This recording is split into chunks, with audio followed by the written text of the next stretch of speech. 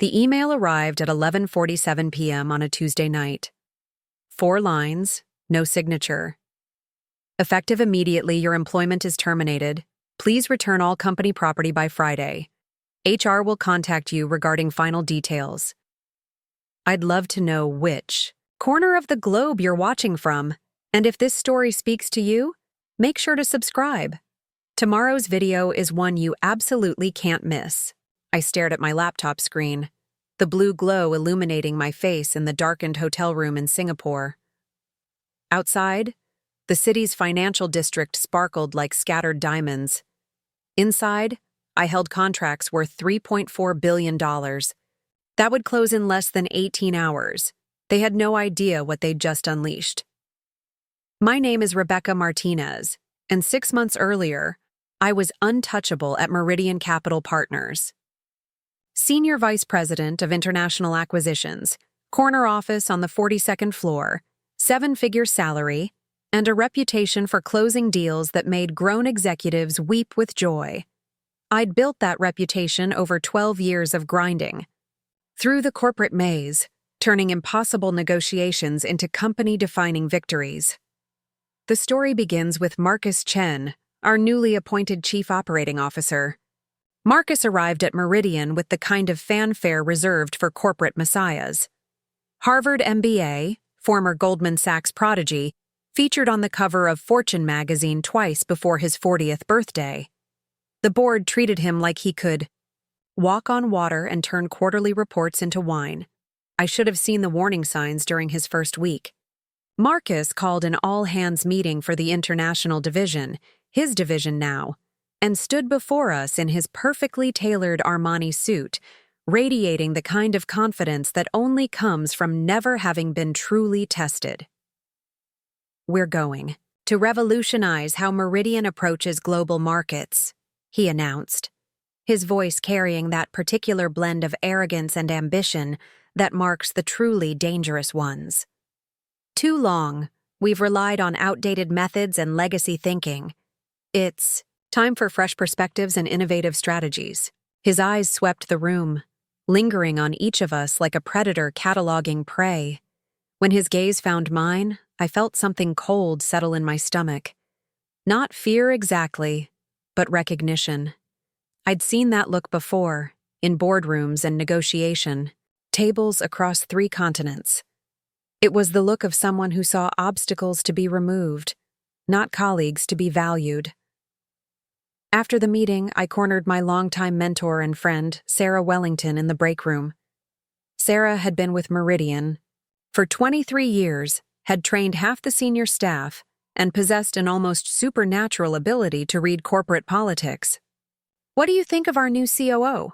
I asked, pouring coffee from the machine that probably cost more than most people's cars. Sarah's expression darkened. "Marcus Chen is a hurricane in a $1,000 suit, Rebecca. He's going to tear through this company like it's made of tissue paper, and anyone who gets in his way is going to find themselves picking up the pieces of their career from the floor. That's a bit dramatic, don't you think?" "Is it?" Sarah leaned against the counter, her voice dropping to a whisper. "I've already heard rumors about restructuring. Word is he thinks the international division is bloated with dead weight. He's looking to make examples, to show the board he's not afraid to make hard decisions." The coffee suddenly tasted bitter in my mouth. Dead weight? His words, not mine. Apparently, he believes fresh talent with new ideas is worth more than experience and established relationships. He's particularly focused on what he calls legacy personnel, who might resist his vision for modernization. Legacy personnel. At 38, with a track record that included successfully negotiating the Chen Industries merger, the Blackstone acquisition, and the landmark Deutsche Bank partnership, I was apparently legacy personnel. Over the following weeks, Marcus's revolution began in earnest. He brought in a team of consultants from McKinsey to analyze every aspect of our operations. They swarmed through our offices like well-dressed locusts, interviewing staff, reviewing files, and creating PowerPoint presentations that would determine our fates. The first casualties were predictable. James Morrison from accounting, who'd been with the company for 15 years, but had the misfortune of questioning one of Marcus's new reporting protocols. Gone. Lisa Cheng from business development, whose crime was suggesting that rushing the timeline on the Amsterdam expansion might be risky, terminated. But Marcus was smart. He didn't just swing the axe randomly. He was strategic, surgical even. He eliminated people who might oppose him while keeping those who could be useful. Each termination came with carefully crafted justifications about efficiency, streamlining, and aligning with company objectives. I watched it all unfold with growing unease, but I had something most of my colleagues didn't: leverage. The Singapore deal. Pacific Dynamics Corporation was a massive conglomerate based in Singapore, with subsidiaries spanning from renewable energy to shipping logistics. They were looking to acquire a controlling stake in 3 major European companies, and the deal's complexity made it the kind of negotiation that could define careers. The target companies were diverse: Nordex Manufacturing in Germany, specializing in advanced industrial equipment; Rousseau Technologies in France, a leader in sustainable energy solutions; and Blackwood Industries in the United Kingdom, which dominated the European logistics market. Together, the 3 acquisitions would cost Pacific Dynamics $3.4 billion and establish them as a major player in the European market. Meridian Capital Partners had been selected as the primary negotiating firm, and I'd been chosen to lead the deal. It was the kind of opportunity that comes once in a decade, the sort of victory that gets carved into corporate legend. The negotiations had been ongoing for 8 months when Marcus arrived. 8 months of building relationships, understanding cultural nuances, navigating regulatory complexities, and slowly, painstakingly, bringing all parties to the table. The German executives were methodical and precise, demanding extensive documentation for every aspect of the deal. The French were elegant and philosophical, viewing the negotiation as an art form requiring patience and finesse. The British were pragmatic and direct, focused on concrete terms and measurable outcomes. Coordinating these 3 distinct corporate cultures while managing Pacific Dynamics' ambitious timeline had been like conducting a symphony where every musician spoke a different language. But it was working. We were days away from final signatures. That's when Marcus decided to insert himself into the process. "Rebecca, I need to speak with you about the Singapore deal," he said, appearing in my office doorway on a Thursday morning. In early March, he didn't wait for an invitation before settling into the chair across from my desk. "What about it?" "I've been reviewing the terms, and I think we're leaving money on the table. The commission structure we've negotiated is below market standard, and I believe we can push for additional performance bonuses." I set down my pen and looked at him carefully. "Marcus, we're 72 hours from closing. The terms have been negotiated and agreed upon by all parties. Any significant changes now could derail the entire deal. Or they could demonstrate that Meridian doesn't settle for mediocrity." His smile was sharp as a blade. "I've already had preliminary conversations with David Kim at Pacific Dynamics about restructuring the agreement." The blood drained from my face. "You what?" "I reached out to their CFO yesterday. Explained that under my leadership, Meridian was committed to delivering exceptional value, not just adequate service." He seemed very receptive to discussing enhanced terms. I felt the room spinning slightly. David Kim was notoriously difficult, a perfectionist who viewed any change to agreed-upon terms as a personal affront. I'd spent months building trust with him, carefully navigating his expectations and requirements. "Marcus, you don't understand. David Kim specifically requested that all communications go through established channels. He views any deviation as unprofessional. If you've contacted him directly without authorization, you may have jeopardized the entire relationship."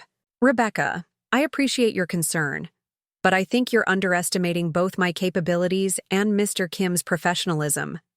This is a business relationship, not a personal friendship. He'll respect our position if we present it with confidence and clarity. I wanted to scream. Instead, I took a deep breath and tried to explain the delicate dynamics at play, the months of relationship building, the cultural considerations that made this negotiation so complex. Marcus listened with the patronizing attention of someone humoring a child's explanation of why the sky is blue. I understand you're attached to your approach, Rebecca, but it's time to trust the process. I'll be joining you in Singapore next week to oversee the final negotiations personally. The words hit me like a physical blow. That's not necessary. Marcus, the deal is essentially closed. We just need to execute the final documentation. And I want to ensure we execute it properly. This is too important to leave to chance. After he left my office, I sat in stunned silence for nearly an hour. Then I picked up my phone and called David Kim. The conversation was brief and devastating. Marcus had indeed contacted him, proposing significant changes to terms that had been negotiated and agreed upon months earlier. David was polite but cold, expressing surprise that Meridian was attempting to renegotiate at such a late stage.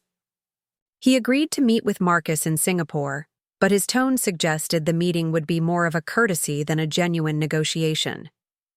I spent the next week in damage control mode, reaching out to contacts at all 3 target companies, reassuring them that the deal remained on track despite what they diplomatically referred to as evolving terms. The German executives were confused but patient. The French were bemused but willing to accommodate. The British were irritated but professional. By the time I boarded the flight to Singapore, the deal was hanging by a thread, held together only by the relationships I'd spent months cultivating and the mutual desire of all parties to see the acquisition completed. Singapore's Changi Airport welcomed me with its usual blend of efficiency and luxury. I'd been here dozens of times over the years, but this trip felt different. The stakes were higher, the pressure more intense, and the margin for error essentially non-existent. A lot of love and effort went into bringing this story to life. If you're enjoying it, we'd be so grateful if you'd subscribe to our channel. Now, back to where we left off. Marcus had arrived 2 days earlier, ostensibly to prepare for the negotiations, but actually to conduct what he called preliminary relationship building with the Pacific Dynamics team. By the time I reached Conrad, Singapore, where we always stayed for major negotiations, the damage was already extensive. "Rebecca, perfect timing," Marcus said, intercepting me in the hotel lobby. His smile was brilliant and utterly false. "I've had fantastic meetings with the Pacific Dynamics team. David Kim is very impressed with our new approach to value optimization." "What exactly have you discussed?" "Strategy, vision, the future of international partnerships." He gestured vaguely, as if these concepts were too complex for detailed explanation. "The important thing is that everyone understands we're not just closing a deal here. We're establishing a new paradigm for how Meridian operates in the global market." I felt a familiar knot forming in my stomach. "Marcus, can you be more specific? What commitments have been made?" "Nothing's been committed, Rebecca. Everything remains flexible pending our formal negotiations tomorrow. But I've laid important groundwork for expanding the scope of our relationship with Pacific Dynamics beyond this single transaction." The next morning, I discovered what Marcus's groundwork actually entailed. He'd proposed that Meridian become Pacific Dynamics' exclusive partner for all European acquisitions, a relationship that would potentially be worth hundreds of millions of dollars over the coming years. In exchange, he'd suggested reducing our commission on the current deal to demonstrate our commitment to long-term partnership. It was corporate suicide disguised as visionary thinking. David Kim met us in Pacific Dynamics boardroom on the 38th floor of their headquarters building. The room was all glass and steel, with a view of Singapore's harbor that served as a reminder of the vast sums of money that flowed through this city daily. "Mr. Chen, Ms. Martinez," David said, greeting us with the formal politeness that masked his true feelings. "I trust you're both prepared for productive discussions. The meeting that followed was a masterclass in diplomatic destruction. Marcus, confident in his vision and completely blind to the cultural dynamics at play, presented his proposal with the enthusiasm of someone unveiling the cure for cancer. He spoke about paradigm shifts and synergistic partnerships, about revolutionary approaches to international finance, about Meridian's commitment to redefining industry standards. David Kim listened with the patience of someone watching a traffic accident unfold in slow motion. When Marcus finished his presentation, David asked a single question. "Are you suggesting that Meridian is unable to honor the terms we've already agreed upon?" The question hung in the air like smoke from a gun. Marcus, completely missing the implication, began explaining his vision for expanded partnership opportunities. I watched David's expression shift from polite attention to professional disappointment to something approaching contempt. "Mr. Chen," David interrupted, his voice carrying the kind of quiet authority that comes from managing billions of dollars in international transactions. Pacific Dynamics has built its reputation on reliability and consistency. We value partners who honor their commitments and deliver on their promises. What you're describing sounds less like partnership and more like opportunism. Marcus's confidence finally began to crack. "I'm not sure I understand your concern, Mr. Kim. We're simply exploring ways to maximize value for all parties involved." The value was maximized 8 months ago when we reached our agreement. What you're proposing now is a fundamental change to terms that have already been accepted by all stakeholders. This raises questions about Meridian's reliability as a partner. Tried to salvage the situation, explaining that the original terms remained fully acceptable to Meridian, that Marcus's proposals were simply explorations of future possibilities, not requirements for the current deal. But the damage was done. David Kim was polite but distant, agreeing to proceed with the original terms while making it clear that Pacific Dynamics would be reassessing their relationship with Meridian going forward. The meeting ended with handshakes that felt like funeral rituals. That evening, I sat in my hotel room, staring out at Singapore's skyline and calculating the full scope of the disaster. The $3.4 billion deal would still close, but our relationship with Pacific Dynamics was essentially over. The European companies were concerned about Meridian's stability and professionalism. Word would spread through the international finance community about our inability to maintain consistent negotiating positions.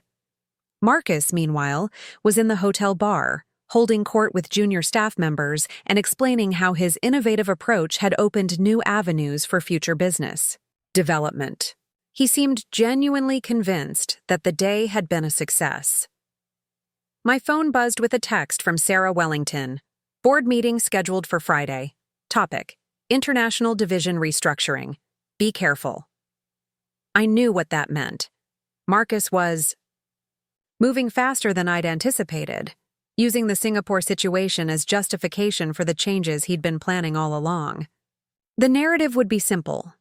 The international division was failing to adapt to modern business practices, requiring fresh leadership and new approaches. But Marcus didn't know that I'd been recording every conversation, documenting every decision, building a comprehensive record of his systematic destruction of our international relationships. He didn't know that I had contacts throughout the industry who were already asking questions about Meridian's recent behavior. He didn't know that David Kim had called me privately to express his concerns about working with our company in the future. Most importantly, he didn't know that I had 48 hours to turn his victory into his downfall. The Singapore deal was scheduled to close on Thursday morning. The documents were prepared, the signatures were ready, and $3.4 billion would officially change hands in a transaction that would be remembered as either the crown jewel of my career or the disaster that ended it. I spent Tuesday night planning my next move, knowing that whatever happened in the coming hours would determine not just my future at Meridian, but the future of everyone who'd worked under my leadership for the past decade. Outside my hotel window, Singapore slept peacefully, unaware that in a room on the 23rd floor of the Conrad, a woman was preparing for corporate war. Wednesday morning arrived with Singapore's characteristic humidity and the weight of impending doom. I woke at 5 a.m., not because of jet lag, but because my mind refused to stop calculating variables and contingencies. The deal document sat on my desk like a ticking bomb, ready to explode in 24 hours. My phone showed 17 missed calls from Meridian's New York office. The first callback revealed the scope of Marcus's overnight maneuvering. Jennifer Walsh, our head of legal, sounded exhausted. "Rebecca, thank God. I've been trying to reach you for hours. Marcus called an emergency board meeting for this afternoon. He's presenting what he calls a comprehensive restructuring plan for the international division." "What kind of restructuring?" "Complete. Overhaul. New leadership, new strategies, new personnel." He's convinced the board that current operations are hemorrhaging money and damaging client relationships. He's got charts, graphs, and a very compelling presentation about modernizing our approach to global markets. I walked to the window watching Singapore's financial district come alive 38 floors below. "What's the timeline?" "The board votes Friday morning. If approved, changes take effect immediately." "Rebecca, I need to tell you something else. Marcus has been building a case against you specifically. He's framing the Singapore situation as evidence of outdated negotiating tactics and resistance to innovation." The irony was staggering. Marcus had single-handedly destroyed months of relationship building, then positioned himself as the solution to problems he'd created. But I'd underestimated his political acumen. He wasn't just removing obstacles, he was rewriting history to make himself the hero. "Jennifer, I need you to do something for me. Pull the original Singapore contract negotiations from our servers. Everything. Initial proposals, correspondence, meeting notes, timeline documents. Store them securely." "Rebecca, what are you planning?" "Insurance." After ending the call, I contacted Elena Vasquez, my assistant back in New York. Elena had been with me for 8 years, knew every detail of every deal, and possessed the kind of institutional memory that made her invaluable. "Elena, I need you to compile a comprehensive file on the Singapore deal. Every email, every document, every recorded conversation.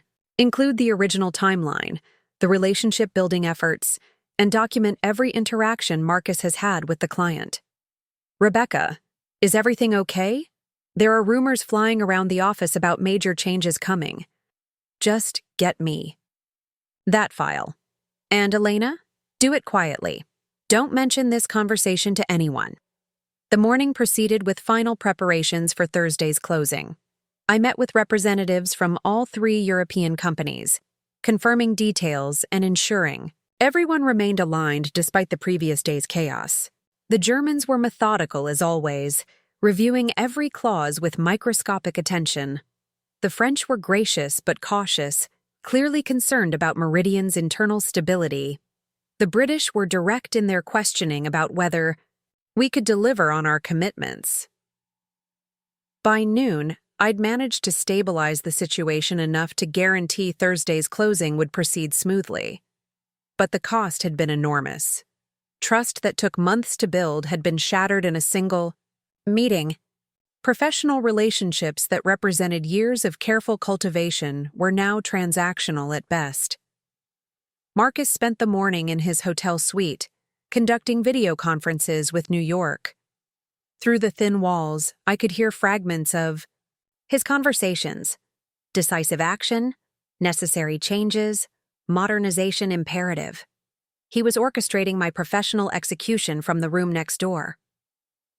At 2 p.m. Singapore time, I joined the board meeting via video conference. The boardroom at Meridian's headquarters appeared on my laptop screen, filled with the 12 individuals who would determine my fate. Board Chairman Robert Thornton called the meeting to order with the gravitas of a judge pronouncing a sentence. "We're here to discuss Marcus Chen's proposal for restructuring our international operations," Thornton announced. "Marcus, the floor is yours." What followed was a presentation that would have been impressive if it weren't built on a foundation of lies and misdirection. Marcus had crafted a narrative that positioned Meridian's international division as a relic of outdated business practices, resistant to change and increasingly ineffective in a rapidly evolving global market. He presented charts showing declining efficiency in deal closures, graphs illustrating increased client complaints, and projections demonstrating the cost of maintaining legacy approaches to international finance. Every data point was carefully selected to support his predetermined conclusion. Radical change was necessary for survival. The Singapore deal became Exhibit A in his case against me. He described it as a perfect example of how outdated relationship-building tactics had nearly cost Meridian a major client. He explained how his intervention had saved the deal by introducing modern efficiency standards and value optimization strategies. The Singapore situation demonstrates why we need fresh thinking. In our international operations, Marcus concluded, our clients expect innovation, not tradition. They want partners who understand modern market dynamics, not executives who rely on outdated personal relationships. Board member Patricia Hendricks raised her hand. Marcus, can you elaborate on the specific problems with the Singapore negotiation? Certainly. The deal was structured using what I call relationship dependency, rather than strategic value creation. Our lead negotiator spent months building personal connections instead of focusing on measurable outcomes. When it came time to optimize terms, there was resistance to necessary changes because of misplaced concerns about maintaining personal relationships. I watched from my hotel room as Marcus systematically dismantled my professional reputation. Every strength I'd built over 12 years was reframed as a weakness. Every success was attributed to luck or changing market conditions rather than skill or strategy. When my turn came to respond, I faced a hostile audience primed to view me as the embodiment of everything wrong with Meridian's international operations. I had 15 minutes to defend not just my handling of the Singapore deal, but my entire career. Board members, I appreciate the opportunity to address these concerns. First, let me clarify the actual timeline and circumstances of the Singapore negotiation. I walk them through the real story. 8 months of careful relationship building, the complexity of coordinating 3 different corporate cultures, the delicate balance required to satisfy all stakeholders, and the near disaster created by Marcus's last-minute intervention. The Singapore deal will close tomorrow as scheduled, generating $47 million in commissions for Meridian. This success is the result of understanding that international finance is built on trust, consistency, and cultural sensitivity. These aren't outdated concepts. They're fundamental requirements for operating in global markets. Board member Thomas Mitchell interrupted. Rebecca, Marcus has provided documentation showing that your approach to this deal was inefficient and potentially damaging to client relationships.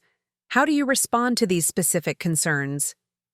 Thomas, I'd be happy to address any specific documentation. However, I haven't seen the materials Marcus referenced. Could you share the source of these concerns? Marcus's smile was sharp as a scalpel. Rebecca, I think you're familiar with the client feedback and timeline issues we've discussed. The board has reviewed comprehensive documentation of the negotiation process. Marcus, I've maintained detailed records of every aspect of this negotiation. If there are specific concerns about my handling of the Singapore deal, I'd welcome the opportunity to address them with complete transparency. The challenge hung in the air like a gauntlet thrown down. Marcus had based his entire case on documents that either didn't exist or presented deliberately misleading interpretations of events. But the board didn't know that, and they were looking for decisive leadership, not detailed explanations. Chairman Thornton consulted his notes. Marcus, do you have the specific documentation available for review? Certainly. I can provide comprehensive analysis of the Singapore negotiation, including client communications and timeline assessments. However, I think the larger issue here is strategic direction rather than operational details. It was a masterful deflection, shifting focus away from verifiable facts toward strategic vision. Marcus was counting on the board's desire for change to outweigh their interest in verification. Rebecca, Thornton continued, Marcus has presented a compelling case for modernizing our international operations. Do you have alternative recommendations for addressing the challenges he's identified? This was my moment. I could either accept, defeat gracefully, or fight for everything I'd built. Chairman Thornton, I believe Marcus's analysis is based on fundamental misunderstandings about how international finance operates. The challenges he's identified are actually strengths that differentiate Meridian from our competitors. I spent the remaining 10 minutes explaining why relationship-based international finance wasn't outdated but essential, why the Singapore deal's success validated our approach rather than condemned it, and why Marcus's proposed changes would destroy the very foundations that made Meridian successful in global markets. When I finished, the board sat in contemplative silence. Then Patricia Hendricks asked the question that would seal my fate. Rebecca, are you saying that Marcus's assessment of your Singapore negotiation is incorrect? I'm saying that Marcus's interpretation of events doesn't align with the documented facts or the successful outcome we achieved. And you believe your approach to international negotiations is superior to the modern strategies Marcus has proposed? Believe our current approach has generated over $200 million in commissions over the past 3 years and maintains the client relationships that sustain our international operations. The boardroom fell silent. I'd essentially called Marcus a liar and positioned myself as the defender of the status quo against necessary change. In a corporate environment obsessed with innovation and transformation, I'd chosen to be the voice of tradition and continuity. Chairman Thornton thanked me for my input and ended my participation in the meeting. The board would deliberate privately before announcing their decision. I closed my laptop and sat in the growing darkness of my hotel room, watching Singapore's lights twinkle like stars in an urban constellation. Somewhere in those lights, David Kim was probably reviewing final documents for tomorrow's closing, unaware that his $3.4 billion deal had become a weapon in a corporate civil war. My phone buzzed with a text from Elena. File compiled. 847 documents. Password protected. Stored securely. 847 pieces of evidence documenting the truth about the Singapore deal. 847 facts that could destroy Marcus's narrative if anyone bothered to review them. But corporate politics rarely concerned itself with facts when vision and leadership were at stake. At 11:30 p.m., Jennifer Walsh called with the board's decision. Rebecca, I'm sorry. The vote was 8-4 in favor of Marcus's restructuring plan. Changes take effect immediately. What does that mean specifically? Complete reorganization of the international division, new leadership, new strategies, new personnel assignments. Marcus has been given complete authority to implement his vision. And my position? Jennifer's silence lasted long enough to answer the question. Rebecca, the board felt that the Singapore situation demonstrated the need for fresh approaches to international negotiations. They've decided to move in a different direction. I'm being terminated? Officially, your position is being eliminated as part of the restructuring. You'll receive a generous severance package and excellent references. The corporate euphemisms couldn't disguise reality. After 12 years of building Meridian's international operations, after generating hundreds of millions in revenue, after successfully navigating the most complex deal in company history, I was being fired to make room for Marcus's vision of modern efficiency. Jennifer, when does this take effect? Immediately. HR will be in touch about transition details. At 11:47 p.m., the email arrived. 4 lines of corporate brutality, delivered with the personal warmth of a tax notice. No acknowledgement of my contributions, no recognition of the Singapore deal's success, No appreciation for 12 years of loyalty and achievement, just termination, effective immediately. I stared at the email for a long time, reading those 4 lines repeatedly until they burned into my memory. Outside, Singapore continued its nightly rhythm, oblivious to the corporate execution that had just taken place in room 2347 of the Conrad Hotel. Tomorrow, I would close the biggest deal in Meridian's history.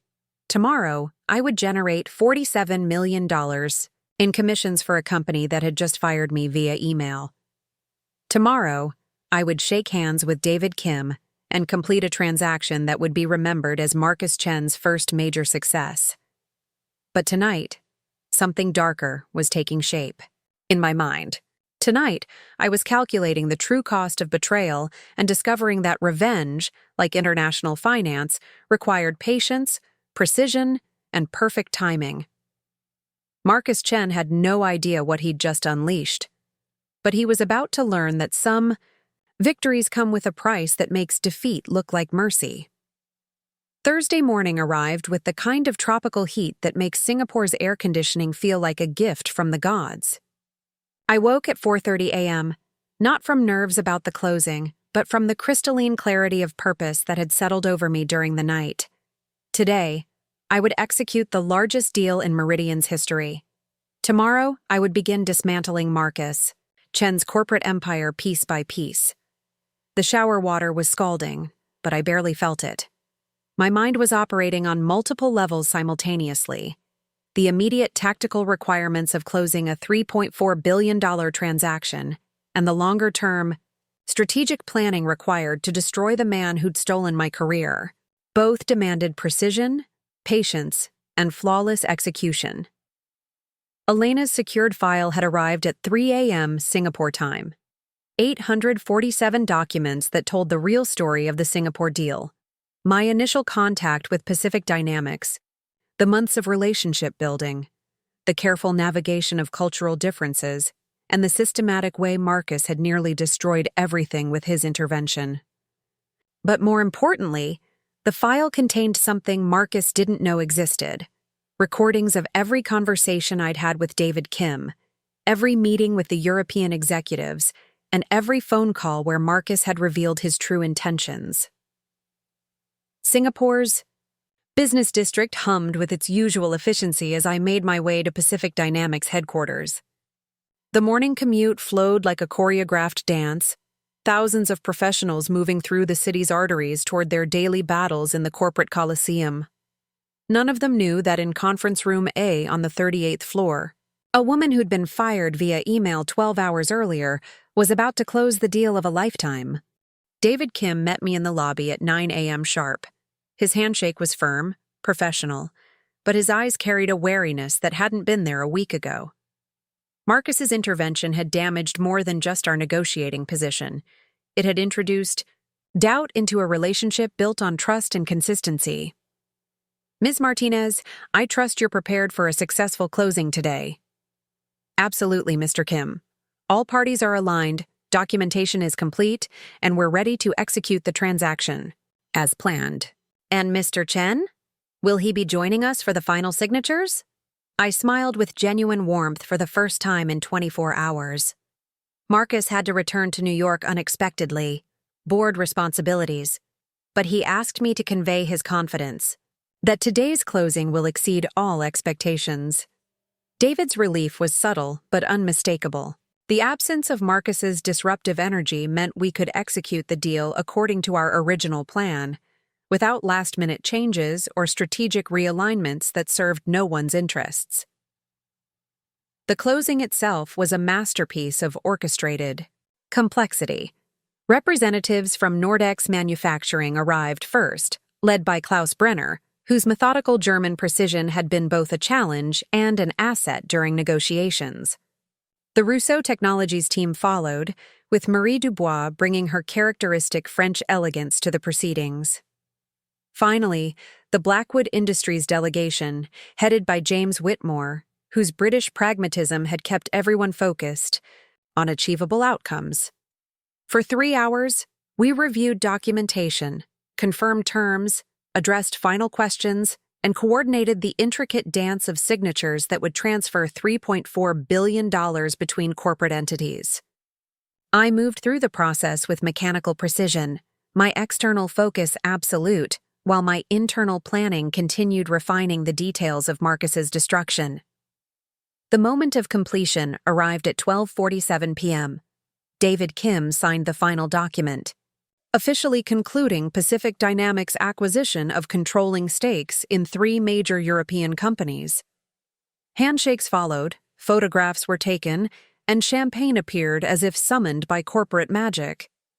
"Ms. Martinez," David said, raising his glass, "this has been a complex negotiation, but your professionalism and expertise made it possible. Pacific Dynamics looks forward to future opportunities to work together." The irony was exquisite. David. Kim was toasting future collaboration with someone who no longer worked for Meridian Capital Partners. But I raised my glass and smiled, knowing that his words would become crucial evidence in the campaign I was about to launch. Klaus Brenner approached as the celebrations continued. "Rebecca, this deal represents exactly why we chose Meridian. Your understanding of our requirements and your commitment to finding solutions rather than creating problems made all the difference." Marie Dubois joined the conversation. "Indeed, the cultural sensitivity you demonstrated throughout this process was remarkable. So many American firms approach European partnerships with, aggressive assumptions. You understood that patience and relationship building were essential to success." James Whitmore nodded agreement. "Spot on. This wasn't just a transaction, it was a collaboration. That's why Blackwood Industries specifically requested your involvement in the negotiation." Their words were more than professional courtesy. They were testimonials to an approach that Marcus had dismissed as outdated and inefficient. These 3 executives, representing billions in corporate assets, were explicitly validating the relationship-based international finance that Meridian had just declared obsolete. I excused myself to make a phone call, stepping onto the building's observation deck where Singapore's harbor stretched toward the horizon. Elena answered on the first ring. "Rebecca, how did it go?" "Closed. $3.4 billion executed flawlessly. Elena, I need you to document everything that happens in the office today. Every meeting, every conversation, every decision Marcus makes. And I need you to be particularly careful about how Singapore's success is being communicated. Rebecca, what's really happening? The rumors are getting more specific. People are saying you've been terminated." "The rumors are accurate. But Elena, this is important. Marcus doesn't know the deal closed successfully. He left Singapore before the completion, and I want to control how information flows back to New York." "What do you mean?" "I mean Marcus is about to take credit for a success he nearly destroyed. And I'm going to let him. For now." That afternoon, I began executing the first phase of my plan. Instead of immediately announcing the successful closing, I sent a carefully worded email to Marcus. "Singapore negotiations proceeding as planned. Final documentation review in progress. Will update when complete." The email was technically accurate but deliberately vague. Marcus would interpret it as evidence that the deal was still pending, allowing him to continue positioning himself as the architect of its eventual success. Meanwhile, I was building a comprehensive record of his false claims and misrepresentations. By 6 p.m. Singapore time, news of the successful closing had reached the European company's headquarters. Klaus Brenner sent a congratulatory email praising Meridian's professionalism.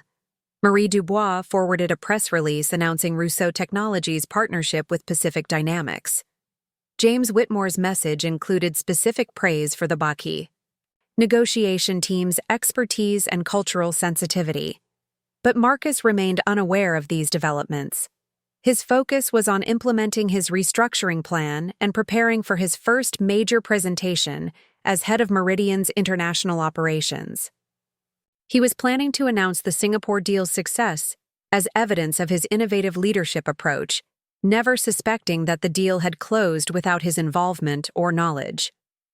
That evening, I had dinner with David Kim at the Raffles Hotel, a colonial-era institution that had hosted dealmakers and empire builders for over a century. The setting was perfect for what I needed to accomplish. David, I want to discuss something confidential with you. Today's closing was successful, but there are some internal changes at Meridian that might affect our future relationship. David's expression grew serious. What kind of changes? Leadership transitions, new strategic directions, the kind of corporate evolution that sometimes creates uncertainty for client relationships. Let me be direct. If Meridian's approach to international partnerships changes significantly, would Pacific Dynamics be open to working with alternative firms for future deals? Rebecca, Pacific Dynamics values consistency and professionalism above all else. If Meridian's capabilities or approach were to change in ways that affected our partnership, we would certainly consider other options. And if those alternative options included working directly with the professionals who managed today's successful closing, David's smile was subtle but unmistakable. Pacific Dynamics believes in working with the best talent available, regardless of corporate affiliations. The conversation continued for 2 hours, covering everything from regulatory requirements to cultural considerations in international finance. By the end of the evening, David Kim had essentially committed to following my expertise wherever it led, a commitment that would become crucial in the coming weeks. Friday morning brought confirmation that Marcus's restructuring plan was being implemented with military efficiency. Jennifer Walsh called with updates on the systematic dismantling of everything I'd built over 12 years. Rebecca, it's like watching a controlled demolition. Marcus has reassigned or terminated most of the international staff. He's bringing in his own team from his previous firm, people with impressive credentials but no experience with Meridian's client base. What about the Singapore deal? Has he announced the closing? That's the strange thing. He's scheduled a presentation for Monday morning where he plans to discuss the Singapore negotiations, but he's being vague about the current status, saying that final results will demonstrate the effectiveness of his new approach. Perfect.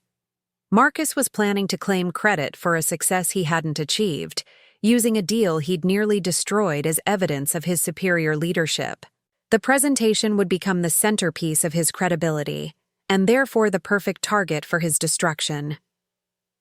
Jennifer, I need you to attend that presentation and document everything Marcus claims about the Singapore deal. Every detail, every timeline, every assertion about his role in the negotiations. Rebecca, what are you planning? Justice.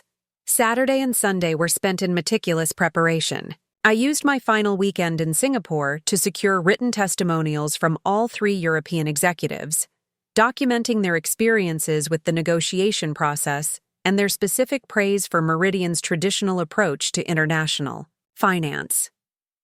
David Kim provided a detailed letter outlining Pacific Dynamics' perspective on the deal's success and their preferences for future partnerships. Most crucially, I compiled a comprehensive timeline of the Singapore deal, from initial contact through successful closing, with particular attention to Marcus's intervention and its impact on client relationships. The documentation was bulletproof, verified by multiple sources, and devastating in its implications. By Sunday evening, I had assembled what prosecutors would call an airtight case. Marcus had built his reputation and restructuring authority on false claims about the Singapore deal. He was about to compound those lies with a public presentation, taking credit for success he'd nearly prevented. But I wasn't ready to strike yet. Marcus's destruction required perfect timing, maximum impact, and consequences that would extend far beyond his immediate termination. I needed him to climb higher before I cut the rope. Monday morning in Singapore corresponded to Sunday evening in New York, which meant Marcus's presentation was still 12 hours away. I spent those hours refining every detail of my plan, ensuring that when I finally revealed the truth, the explosion would be both spectacular and terminal. At 11:30 p.m. Singapore time, I made my final preparations. I drafted 3 separate emails, one to the Meridian Board of Directors, one to the Wall Street Journal's financial reporter who covered major international deals, and one to David Kim at Pacific Dynamics. Each email contained the complete documentation of the Singapore deal's real timeline, Marcus's destructive intervention, and the successful closing he was about to claim as his own achievement. But I didn't send them. Not yet. Marcus Chen was about to deliver the presentation that would make him untouchable at Meridian Capital Partners. He was about to cement his reputation as the visionary leader who'd revolutionized international finance and delivered unprecedented results, and I was about to watch him destroy himself with lies that I could disprove with devastating precision. The countdown had begun. In 12 hours, Marcus would stand before Meridian's board and claim credit for the greatest success in company history. And in 12 hours and 1 minute, I would begin the systematic annihilation of everything he'd built. On that foundation of lies. Singapore's harbor sparkled in the darkness below my hotel window, but I was already seeing New York's skyline and the look on Marcus Chen's face when he realized that his moment of triumph had become his instrument of destruction. Monday morning, 9 a.m. Eastern Time. I sat in the business lounge at Changi Airport, my flight to New York boarding in 3 hours, watching a live stream of Meridian's conference room on my laptop. Jennifer Walsh had discreetly positioned her phone to capture Marcus's presentation, the same presentation that would either cement his reputation or obliterate it entirely. The boardroom was packed. All 12 board members, department heads, senior executives, and Marcus's newly assembled international team. Even the company's PR director was present, ready to craft the narrative around Marcus's revolutionary success. The energy was electric, anticipatory, like spectators gathering for a championship fight. Marcus entered wearing a charcoal Tom Ford suit that probably cost more than most people's monthly salary. His confidence radiated across the room, the swagger of someone absolutely certain of his impending triumph. He carried a leather portfolio containing what he believed was the evidence of his strategic genius. "Ladies and gentlemen," Chairman Thornton announced, "we're here to review the results of our international division restructuring, with particular focus on the Singapore deal that has served as our test case for new operational approaches." Marcus stood, his smile sharp enough to cut glass. "Thank you, Robert. Today marks a turning point for Meridian Capital Partners. What you're about to see demonstrates why bold leadership and innovative thinking are essential for competing in modern, international markets." He activated the wall-mounted display, revealing a PowerPoint presentation titled "Singapore Success, a New Paradigm for International Finance." The first slide showed Pacific Dynamics' logo alongside the $3.4 billion figure, framed by graphics, suggesting explosive growth and revolutionary change. 3 weeks ago, I inherited a negotiation that was stalled by outdated relationship dependency strategies.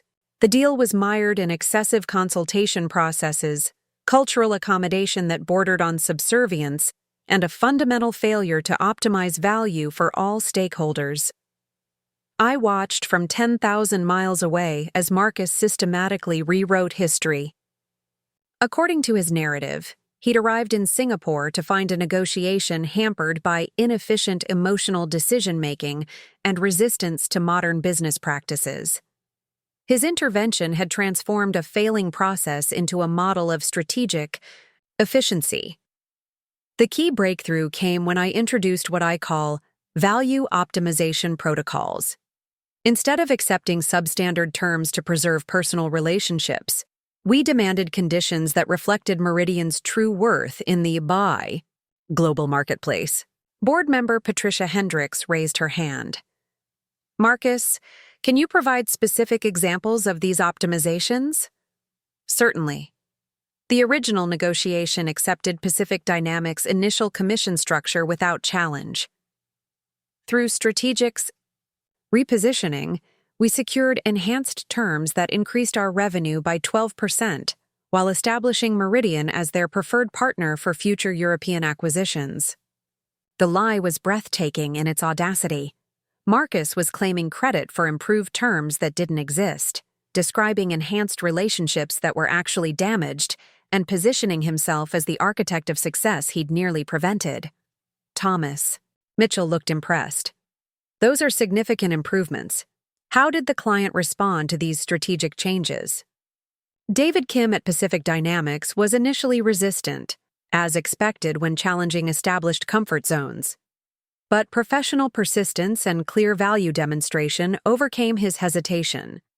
By the end of our negotiations, he specifically praised our innovative approach and expressed enthusiasm for expanded partnership opportunities. I almost laughed aloud. David Kim had barely tolerated Marcus's presence and had specifically praised the traditional relationship-based approach that Marcus was now claiming to have revolutionized. The presentation continued for 20 minutes, each slide adding layers to Marcus's fabricated narrative. He showed projected revenue increases based on his new methodologies, client satisfaction metrics that existed only in his imagination, and strategic advantages that Meridian would supposedly gain by abandoning relationship-dependent negotiations.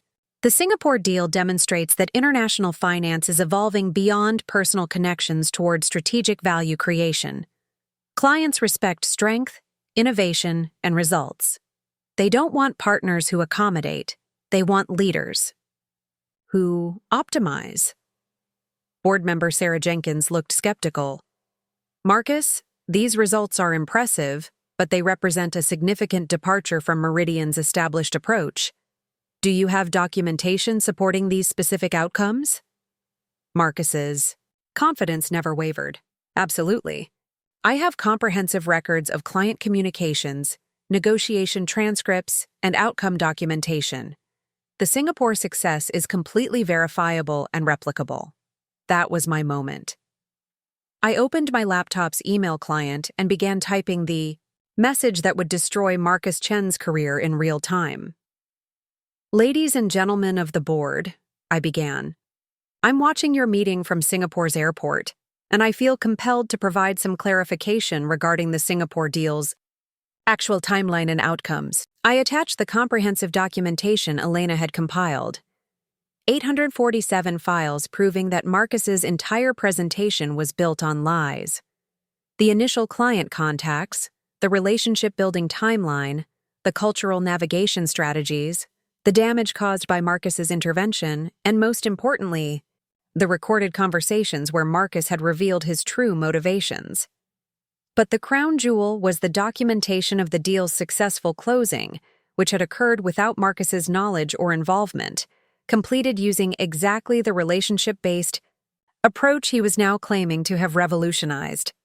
I hit send at 9:43 a.m. Eastern Time, then immediately sent copies to the Wall Street Journal's financial desk and to 3 industry publications that covered international finance.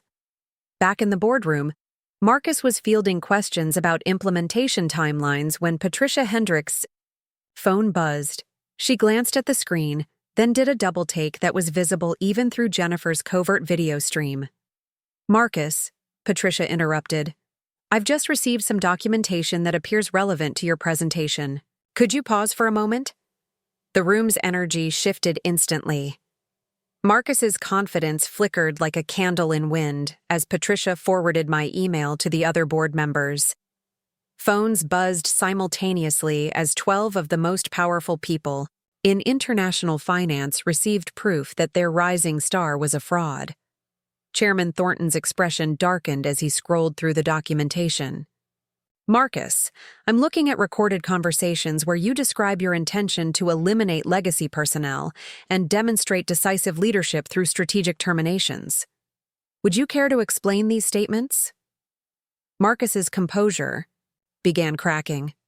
Robert, I'm not sure what you're referencing, but any personnel decisions were made in the company's best interests, following proper protocols and board authorization. The recordings are time-stamped and verified, Marcus. In one conversation, you specifically state that the Singapore deal would serve as justification for removing Rebecca Martinez, regardless of the negotiation's outcome. The room fell silent.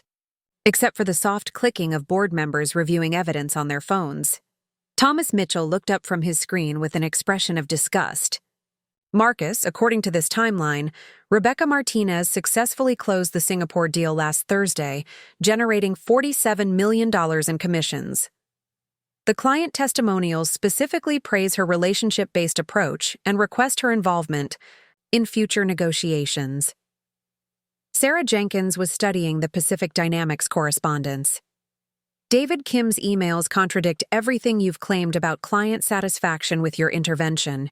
He describes your involvement as disruptive and potentially damaging to established trust. Marcus tried to regain control. Ladies and gentlemen, I understand there may be some confusion about timeline details, but the fundamental success of the Singapore strategy validates our new approach to international operations. What success? Patricia Hendricks' voice cut through his deflection like a scalpel. According to the documentation, you left Singapore before the deal closed, unaware that the negotiation had been successfully completed using exactly the methods you've spent this morning condemning. The walls were closing in around Marcus, but he made one final desperate gambit. The documentation you're reviewing was compiled by a terminated employee with obvious motivations for misrepresentation. Rebecca Martinez was removed from her position due to performance issues and resistance to necessary modernization. Chairman Thornton's expression turned glacial. Marcus, the documentation includes verification from Pacific Dynamics, all 3 European companies, and independent legal counsel. Are you suggesting that 6 separate corporate entities collaborated to fabricate evidence supporting Rebecca Martinez? The question hung in the air like smoke from an execution. Marcus's face had gone pale, his earlier confidence evaporating as the scope of his exposure became clear. He'd built his entire restructuring authority on lies that were now being systematically demolished by irrefutable evidence. Furthermore, Thornton continued, the timeline clearly shows that Rebecca's termination was planned before the Singapore deal's completion, suggesting that her removal was predetermined rather than performance-based. The boardroom had become a tribunal, 12 judges reviewing evidence of corporate fraud and professional misconduct. Marcus stood at the front of the room like a defendant awaiting verdict, his Tom Ford suit suddenly looking like expensive funeral attire. Board member David Chen, no relation to Marcus despite the shared surname, looked up from his phone with barely contained anger. Marcus, you've essentially admitted to fraudulent misrepresentation of a major client negotiation, wrongful termination of a successful employee, and systematic deception of this board regarding your qualifications and achievements. I want to be very clear, added Patricia Hendricks, that the success you're claiming credit for was achieved by the employee you terminated, using methods you've declared obsolete, while you were actively undermining the negotiation process. Marcus made one last attempt at damage control.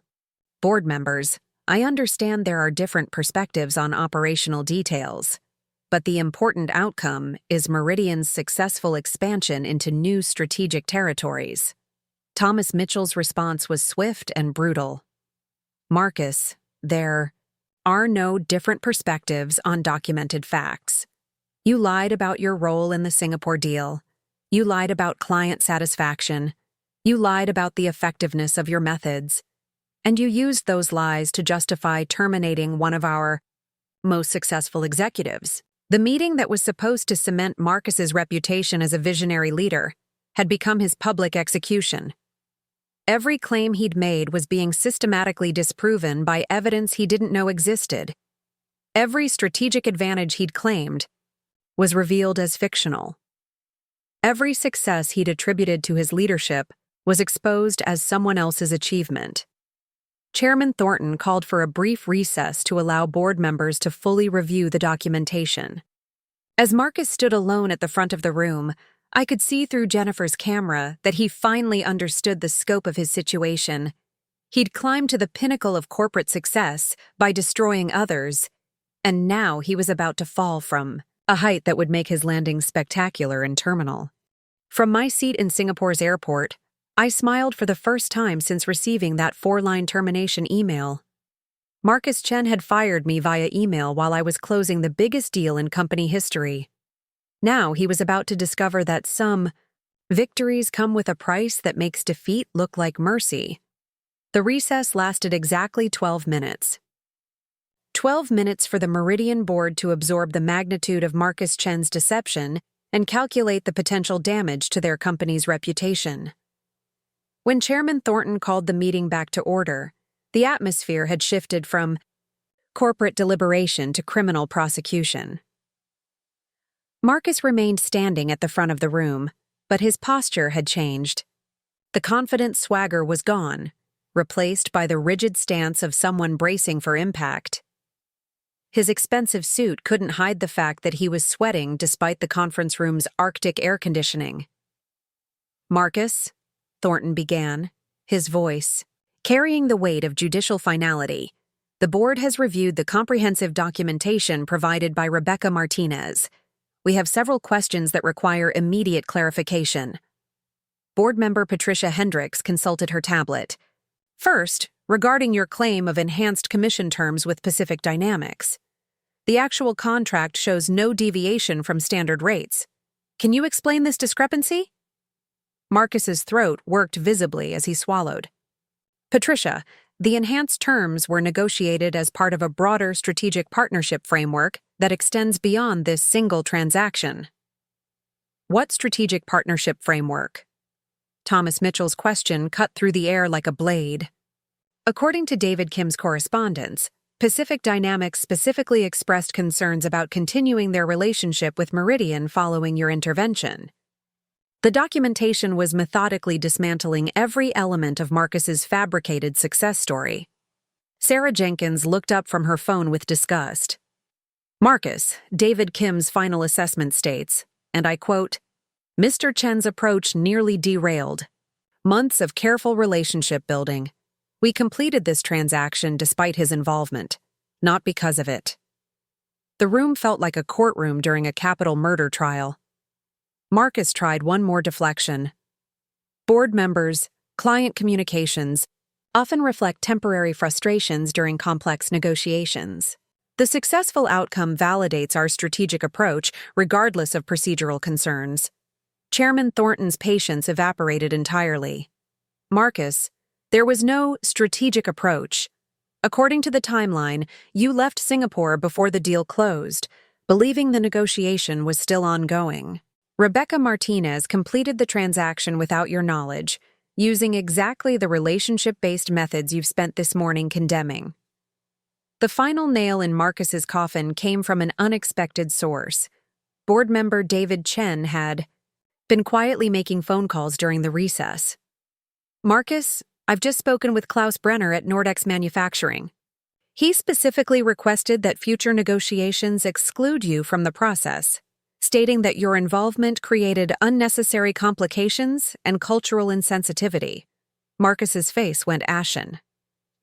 The European executives weren't just praising Rebecca's approach, they were explicitly rejecting his participation in future deals. His claimed success was actually a relationship disaster that threatened Meridian's international operations. "Furthermore," David Chen continued, "Marie Dubois at Rousseau Technologies described your negotiating style as aggressively American in the worst possible way. These are billion-dollar clients, Marcus. They're not temporary frustrations. They're permanent damage." The systematic destruction was beautiful in its precision. Every lie Marcus had told was being disproven by multiple independent sources. Every success he'd claimed was revealed as someone else's achievement. Every strategic advantage he'd promised was exposed as fictional nonsense. Patricia Hendricks delivered the killing blow.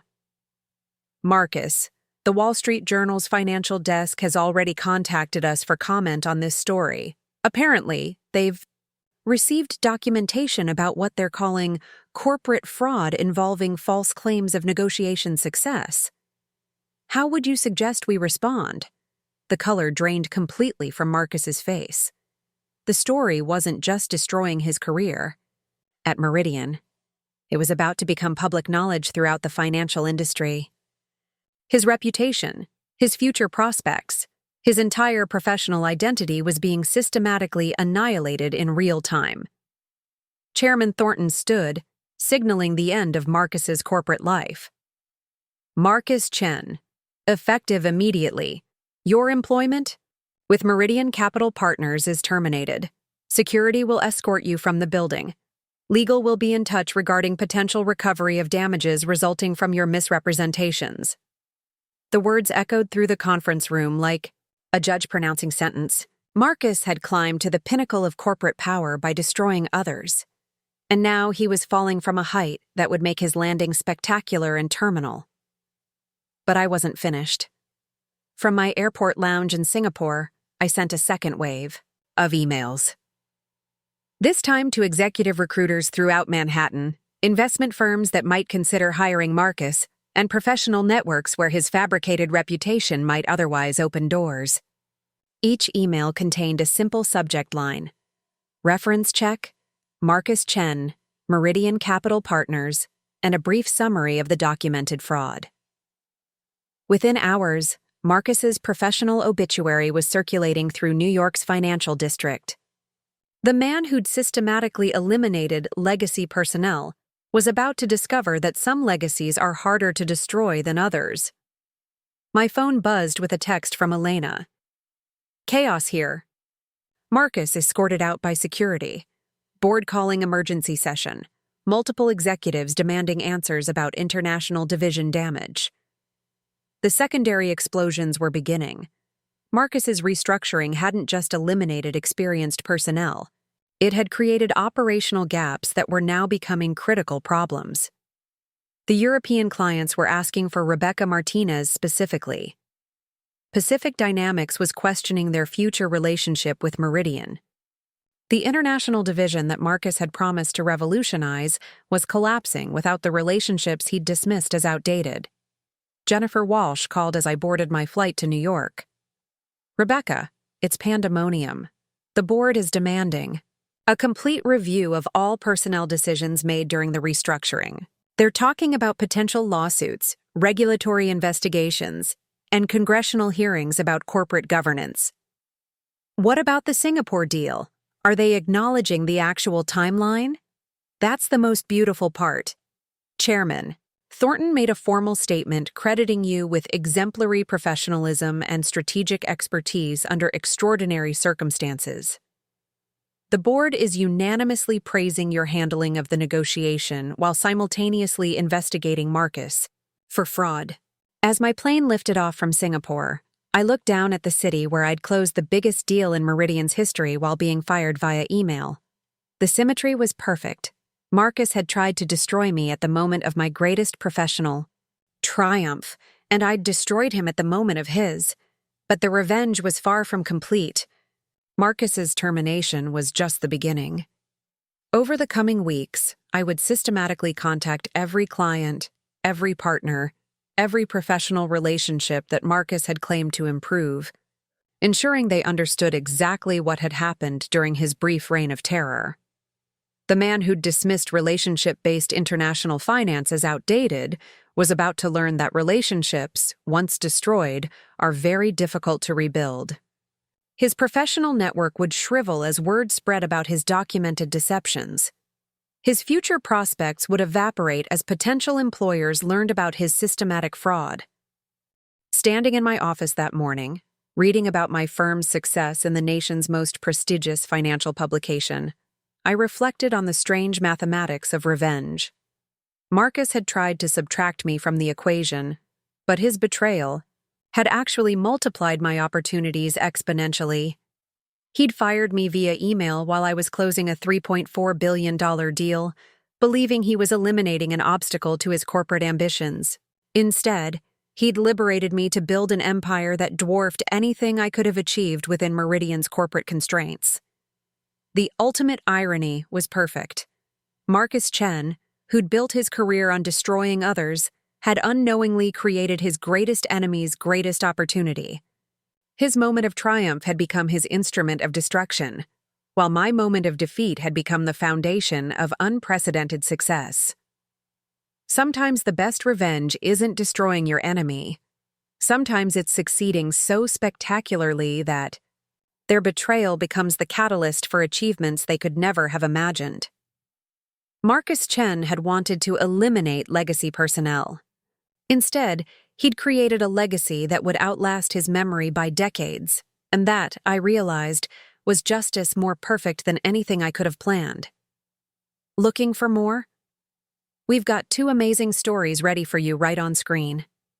If this one touched you, these are absolutely worth your time. Click to watch them now. And hey, subscribe and hit that bell to never miss our latest uploads.